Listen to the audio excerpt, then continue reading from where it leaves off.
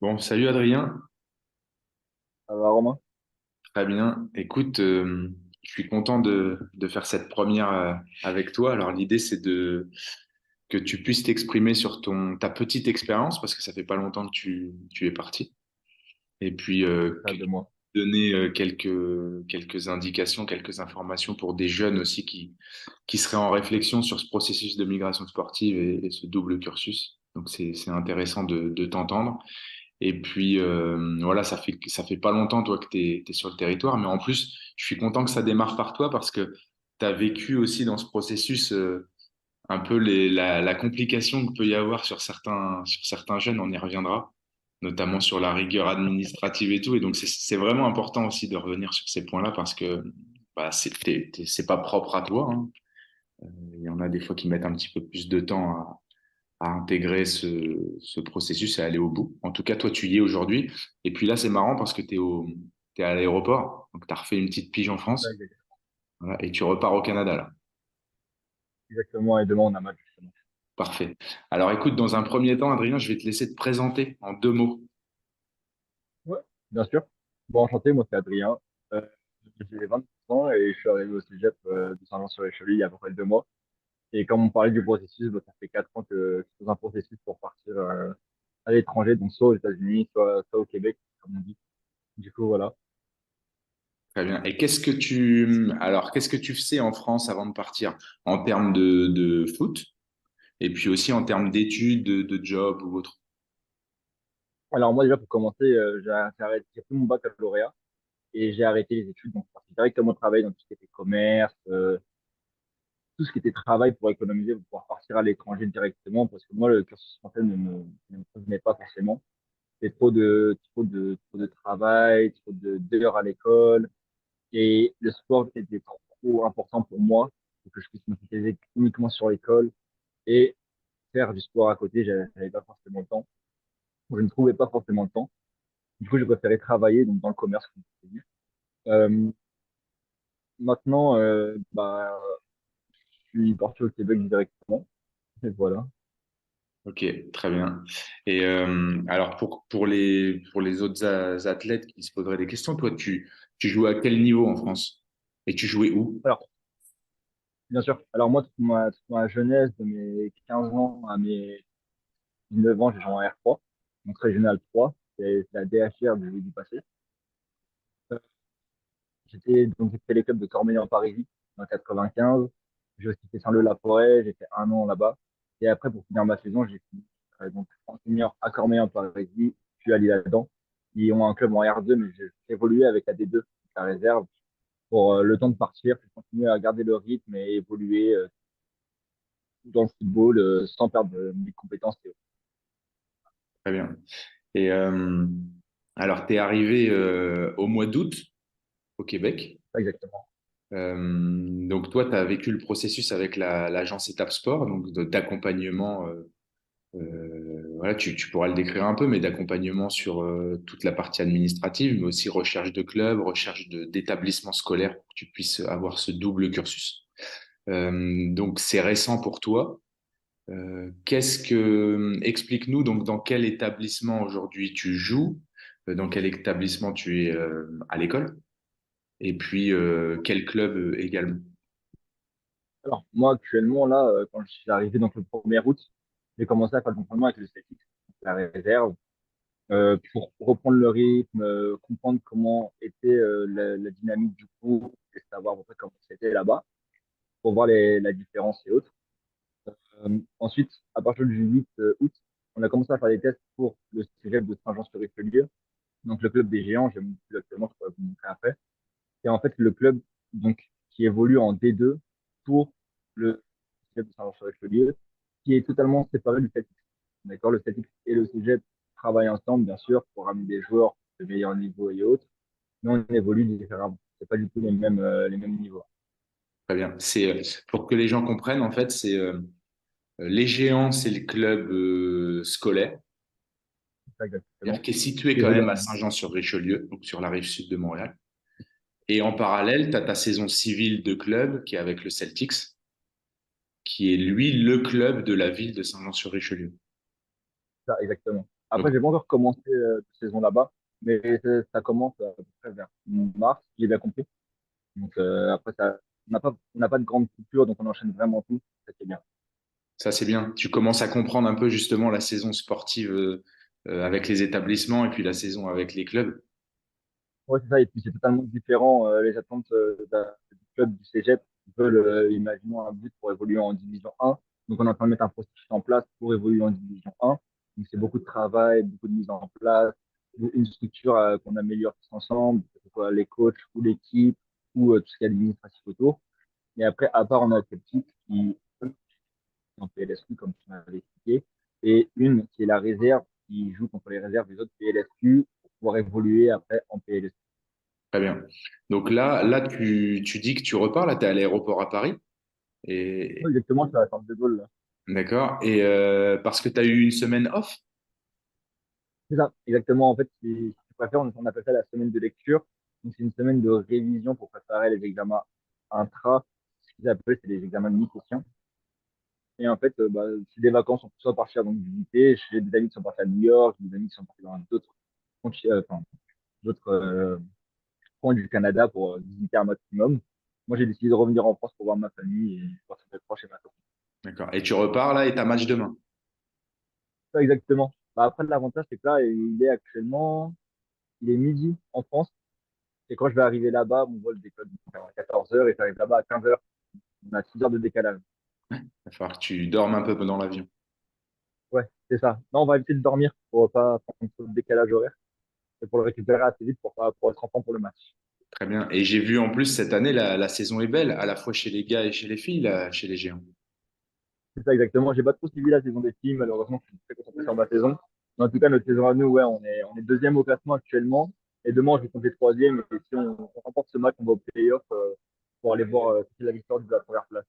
Comment ça se traduit ça l'année dernière, ils ont eu une saison un peu compliquée.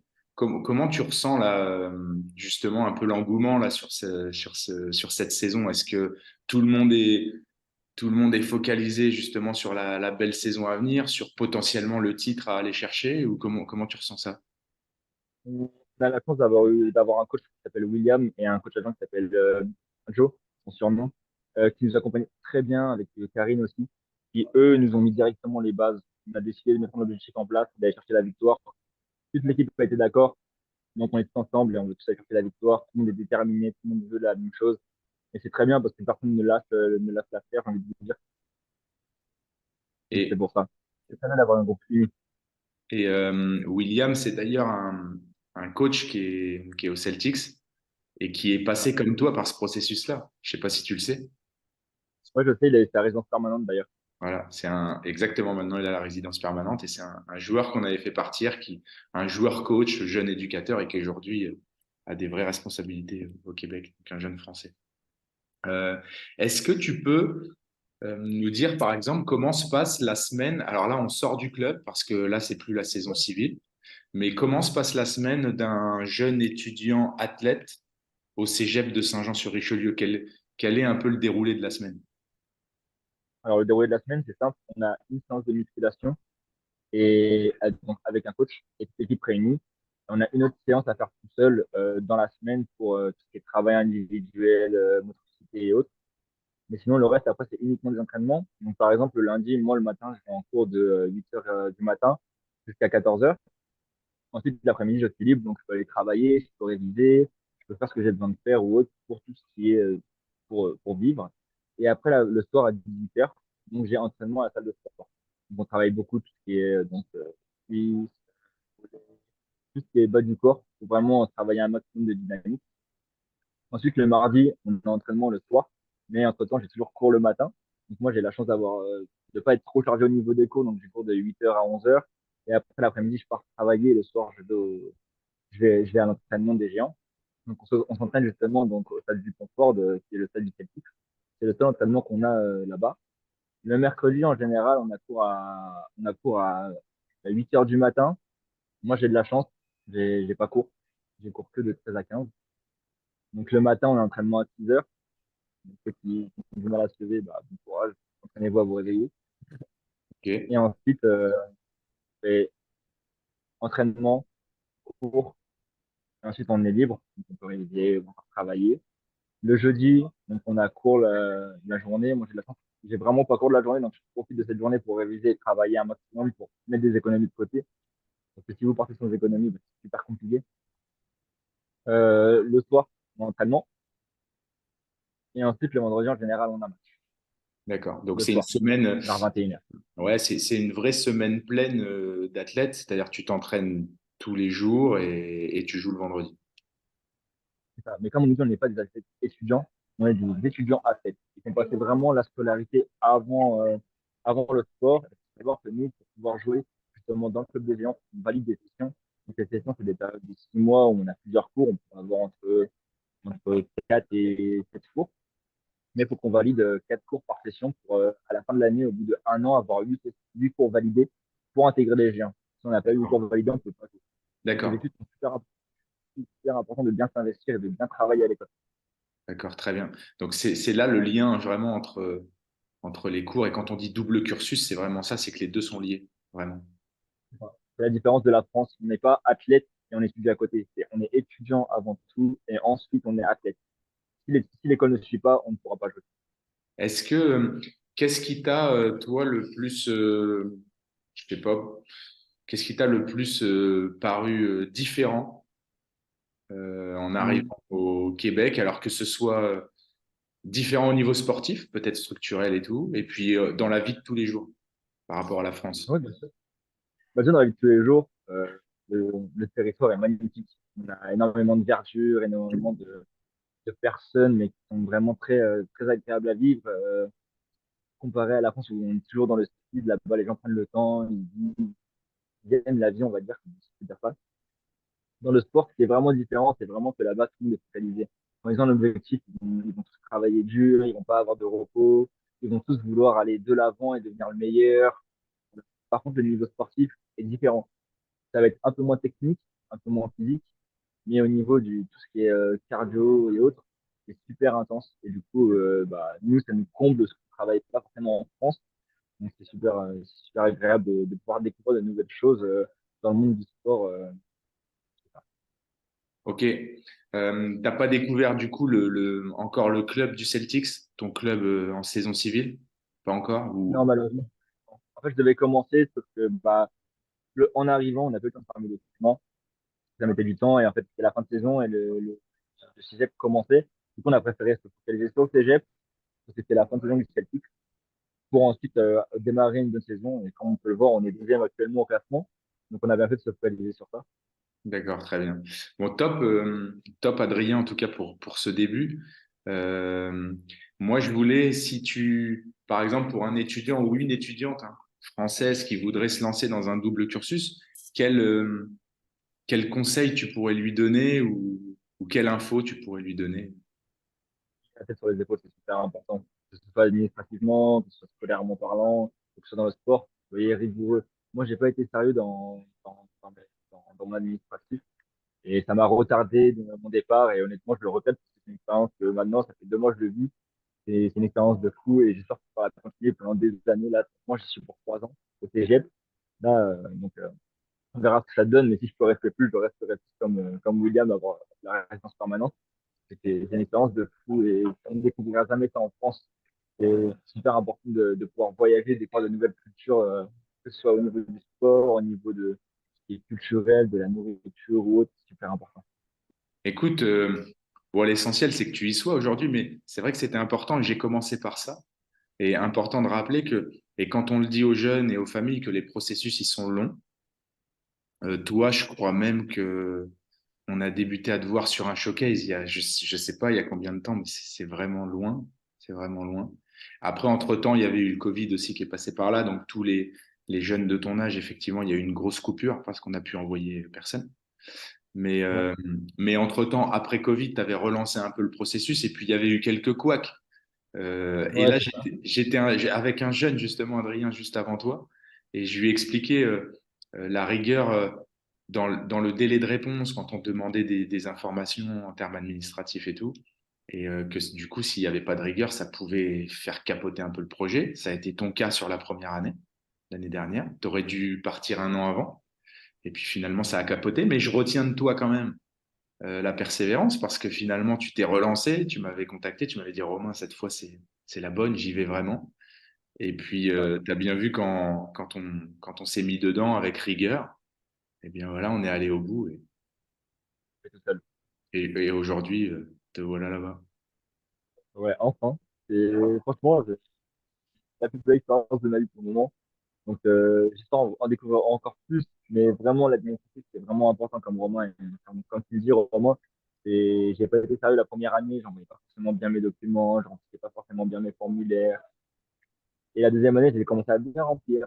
Juste faire attention à ce que je faisais, attention à ce que je faisais. J'envoyais à Romain ce qu'il fallait faire. Est-ce que c'était bon? Il me disait oui ou non. Si c'était pas bon, je recommençais. Il faut prendre le temps de bien faire les choses. Si vous ne prenez pas le temps, vous n'irez nulle part. Vous n'irez nulle part. Très bien, c'est une belle leçon de vie alors. Clairement, parce que maintenant, je sais que si je dois faire quelque chose, je le fais en temps et en heure et je ne refais pas demain. Parfait. Écoute, moi je te souhaite, et puis toute l'équipe et tous ceux qui regarderont cet épisode, te souhaite une bonne saison avec les Géants dans un premier temps, vraiment. Et puis moi je vais suivre ça de près. Il y a 2 ans, j'ai eu la chance d'être au match de la finale quand les Géants ont gagné. C'était un concours de circonstances, hein. J'y allais pas pour ça, mais j'étais présent à ce moment-là. Donc c'était déjà William le coach, adjoint, je Ah pense. ouais? Voilà. Donc je vous souhaite de revivre la même expérience parce que en Amérique du Nord, hein, ces matchs-là, je me souviens, la tribune, elle était pleine, il y avait du monde, c'était le feu. Donc, je vous souhaite de revivre ça. Et puis, je te souhaite bon courage aussi pour les cours, parce que comme tu l'as dit, c'est très important. Et puis, qu'est-ce qu'on pourrait nous te souhaiter de plus pour cette De année? la réussite, La de la réussite. réussite, la santé, c'est le plus important. Parfait. Après, le reste, c'est un match de sport. Donc, réussite en cours, réussite en sport, pas de blessure, évidemment. Mais réussite dans les cours, le plus important, parce qu'après, c'est le sport où je me blesse. Pour moi, je fais l'école. Très Le plus bien. important restera l'école et ensuite.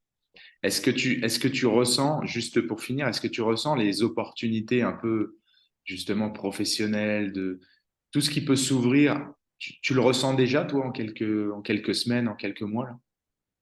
Mais directement, je suis sorti de l'aéroport, j'ai vu des pancartes, on recrute de partout. Il y a du travail à gogo. C'est pas la France. En France, on va vouloir un travail, on va postuler dans plusieurs travail. Là-bas, on va postuler, on a un travail. On n'a pas besoin d'avoir énormément de diplômes. Si on veut, c'est le rêve américain, j'ai envie de te dire. Et moi, tout ce que j'ai en moi et le fait de le vivre, c'est quelque chose que j'attendais énormément. Et quand j'en parle à mes parents, je suis tellement heureux de pouvoir leur raconter ça. Ça correspond un peu à ton état d'esprit. Ouais, clairement. Ok, On n'a rien sans rien, on travaille pour avoir ce qu'on veut. parfait, Adrien. Bah, écoute, merci beaucoup pour cet échange. Merci à toi. Bon vol, bon retour. Et puis, tu Ouais, salues, tu salues nos amis québécois de notre part à ton arrivée. avec grand plaisir. Ça marche? À bientôt, Adrien. Bon courage. C'est vraiment. Ciao. Ouais.